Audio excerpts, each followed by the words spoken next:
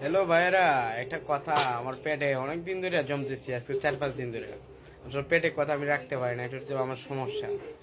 আচ্ছা, আগে শেখ হাসিনার আমলে দেখছি আর্মি কোনো ভিডিও বা ফিক একটা ফেসবুকে ছাড়লে সরকারিভাবে কোনো সমস্যা হইতো। আর এখন দেখি পুরো সৈনিকরাই আর্মির যারা ইউনিফর্ম পরে টিকটক করে এরা এখন ভাইরাল, আর সবাই এখন দনছে।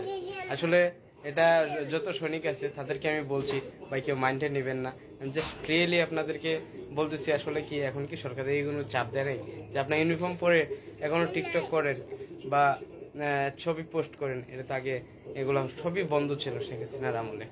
এখন আপনারা দেখি এখন বর্তমানে এত এত ভিউ পান। আসলে আমার হিংসা হচ্ছে না, হিংসা হচ্ছে না, দেখে খুব ভালোই লাগতেছে যে আপনারা একটা সময় আসছিল যে সময়টার মধ্যে আপনারা ইউনিফর্ম পরে বা একটা ভিডিও বা একটা পিক ছাড়তে পারতেন না।